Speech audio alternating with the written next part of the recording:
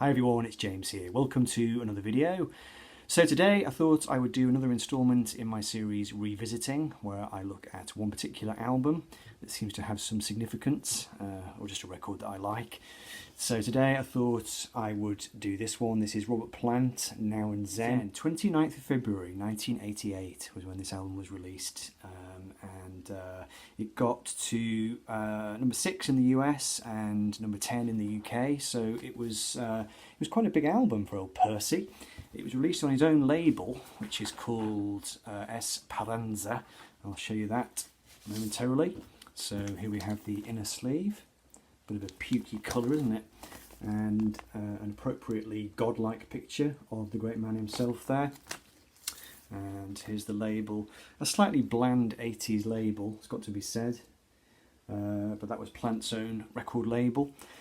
So this record was the first album really where I became aware of Robert Plant. I was in sixth form college at the time. I think I was about 16, 17. I had a friend who was a big Zeppelin fan and a big Plant fan, and his name was Mark. And I don't think I would have stumbled into its path if I hadn't have known Mark, and he definitely enthused about it. He bought it and came into college the next day. I think the word he used to describe it was crucial. He said it was a crucial record. So I thought, right, I should check that out. So I picked up my copy from Cobb Records, and I think by this point I definitely knew Zeppelin. I'd heard Led Zeppelin. I mean, Led Zeppelin 4 had been in my dad's collection, so I'd heard that quite a few years before. So I definitely knew who Robert Plant was, but I didn't really know what to expect. And this is a record which has kind of travelled with me over the years. It's one I do go back to quite a lot. I bought it on CD not so long ago, and I've been listening to it again fairly regularly. So just thought I'd give you some background on it and maybe just talk about the music a little bit. It is a good album, but not without its flaws. But just a couple of things to notice. First of all, we've got this rather fine wolf-like logo here, which Plant designed. That was in reference to his football team of choice, Wolverhampton Wanderers, or Wolves as they are known, so thus the wolf.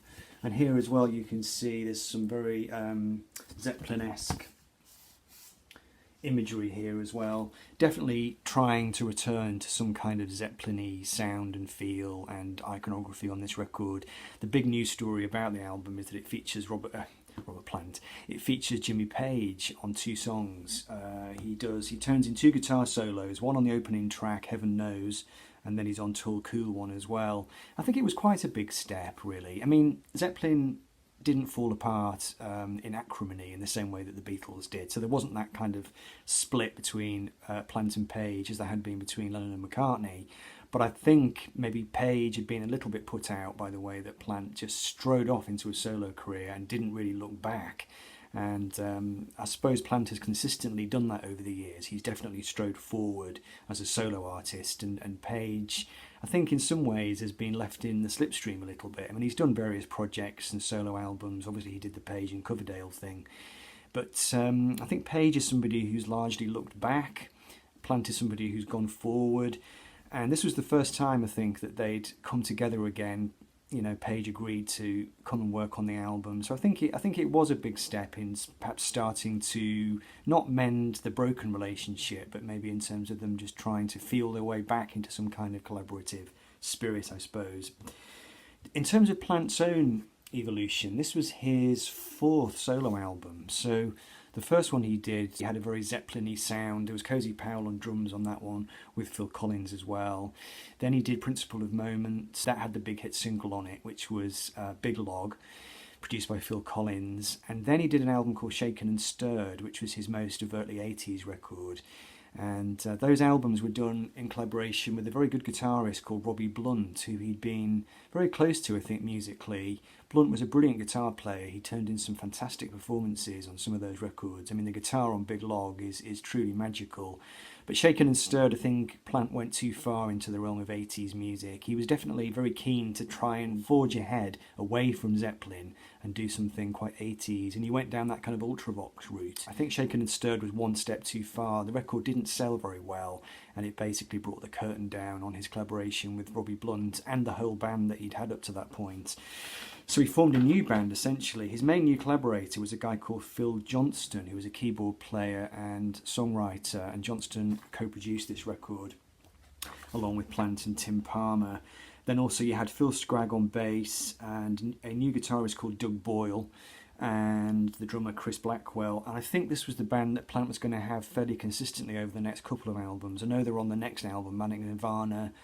Not sure about the next one after that, but certainly it was a group that he did quite a lot of work with, and I think he tried to forge a new identity. And I guess what he did on this record is he tried to bring the blues back into his music, because he had rather turned his back on it. So he was heading back into a Zeppelin-y vein. He was to do it much more dramatically on Manic Nirvana, the next one, which has got a very loud, bombastic kind of sound. This record is interesting because it's a kind of halfway house between the 80s incarnation of Plant, which had been on Shaken and Stirred and Principle of Moments, and those records, Pictures at 11, but it was starting to fuse it again with loud guitars and a bit more of a rocking sensibility and some bluesy cadences and Middle Eastern sounds as well. You know, on the opening track, Heaven Knows, Plant was starting to rediscover that kind of vibe, that North African kind of sound, those kind of in-between notes, you know, the modal scales, but it's still recognisably an 80s record. And I suppose the big news story on this album is that he decided to embrace sampling. And I remember at the time he was being interviewed fairly extensively on TV, because it was during that whole mid-80s sampling revolution, and the Beastie Boys had been sampling Led Zepp and that kind of thing. And I think Plant, you know, wanted a cut of the action. So on the track Tall Cool One, he actually samples a fair few Led Zeppelin songs. We've got A Whole Lot of Love, Dazed and Confused, Black Dog, Custard Pie, The Ocean, a fair few Zeppelin tunes. Also, what Plant was talking about at the time was that, you know, the rise of the hair metal bands of the 80s, in particular Kingdom Come, which was a group fronted by a guy called Lenny Wolfe, who was a big Zepp fan, and they'd done a song, I forget what it was called, but it was a blatant rip-off of Kashmir. And I think Plant was a bit put out by that, and I think he decided, well, if anybody's going to capitalise on Zepp's legacy, it might as well be me. And I think that was partly where this album came from. There was kind of two creative urges, really. The first urge was to try and embrace 80s sampling, and the other one was to try and reclaim some of his past. So it did make for quite an interesting collision of sounds and influences. The record is definitely not without its faults. There are some fairly crass bits of 80s production, but it escapes being totally generic. It definitely does have some qualities which I think mark it out as one of the more successful late 80s albums by a older rock star. Heaven Knows, the opening track, which is a co-write with Phil Johnston and a guy called David Barrett. Very moody song, very 80s, full of keyboards, but it's got quite a nice lyric. I think it starts out, what's the opening line? A brand new human being, razor sharp, all firm and tan, all clean, all pure, with a 30-second attention span. And it's basically a song of seduction. It's one of those Plant seduction songs, you know, and he sings it in that very kind of overwrought vocal style, which we all know from the Zepp days. But it's quite moody, it's quite melancholy, it's got a Middle Eastern vibe to it, and it's got that kind of keening quality, which is fairly captivating, I think, despite all the layers of production. Then you've got Dance on My Own, which is full-blown Ultravox mode again, but with some nice scything guitar work. There's a really tasty riff in that song, and just some wonderful production, really. Dated, but very textured, and I think it still works. Tall Cool One is a bit of a rockabilly throwback, but full of samples, so it's kind of rockabilly, sample-heavy rockabilly. Great fun. And it's a kind of priapic, sexually thrusting, Zeppelin-esque pastiche, really. He sings this ridiculous lyric: you stroll, you jump, you're hot and you tease, because I'm your tall, cool one and I'm built to please. And again, it's got Plant in that kind of classic, overwrought kind of lemon juice running down my leg kind of idiom. But it's a fun track. It's definitely got a bit of a tongue-in-cheek feel to it, and with all the sampling, it's great fun. And then the side one ends with The Way I Feel, which is just a classic windswept 80s. It's a rock ballad, but don't get the wrong idea. It's not like a sort of hair metal rock ballad. It's a kind of moody, melancholy, very introverted lyric, fairly bombastic though. I like it. I think it's a good track, but it definitely comes with a bit of 80s baggage to it. I think side 1 is stronger. Side 2 is okay. It starts off with an okay rocker called Helen of Troy, which has shades of the Pretenders in the guitars. Definitely a bit of a shimmer to the guitars. It's not a bad song at all. It's okay. Billy's Revenge is great fun. That's got some doo-wop influences in it, and it's quite upbeat and fast-paced, and it tells a nice little story about this guy Billy and all his wayward adventures. You know, he's kind of courting and trying to get off with girls and everything. Not quite sure what his revenge was. Never quite got my head around the lyric, but it's got this kind of doo-wop flavour. There's a whole doo-wop section in the middle of it, which that's quite nice. It casts a bit of a revealing light on Planty's early influences. Then you've got possibly the strongest commercial song on the record, which is Ship of Fools, which is really a full-blown 80s rock ballad, but it's quite a good one. It's got a bit of an emotional heart to it. It's got a beautiful guitar solo by Doug Boyle on it. It was always a big favourite of mine back in the day. It was a song I used to put on when I was a bit drunk. You know, turn the lights out, whack it up loud, and it just kind of sweep you away. And Plant does turn in a very kind of anguished performance, but with some restraint thrown in. It's definitely quite tasteful. The weakest song on the record is Why, which is okay, but it's a bit of an Ultravox rip-off, really. It's not terribly convincing.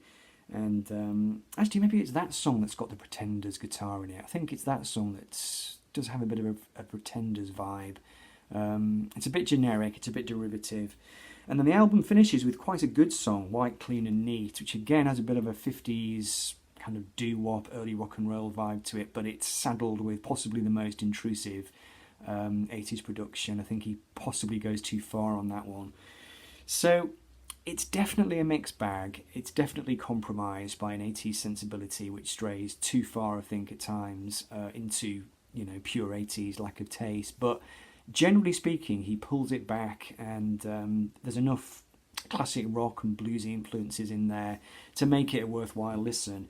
It was definitely a transitional record for him, I think. It was him starting to realise that he couldn't really continue going down this kind of 80s path without maybe starting to sprinkle and mix in some of the more traditional influences that he was known for. After this, he did Manic Nirvana, like I said, which is a much more full-blown Zepp type album. And then after that, he did Fate of Nations, which possibly is his best solo album, really. It's got some very strong songs on it. He would build on this and go on to bigger and possibly better things, but I think for sentimental reasons, this will always be, I think, my favourite record by him. So there we go. Hope you enjoyed that. Robert Plant, Now and Zen. Please do leave some comments below if you know or like this record, or not, as the case may be. Okay, thank you very much for watching. I will be back soon for another instalment of Revisiting. So in the meantime, I'll take my leave and say bye-bye. You stole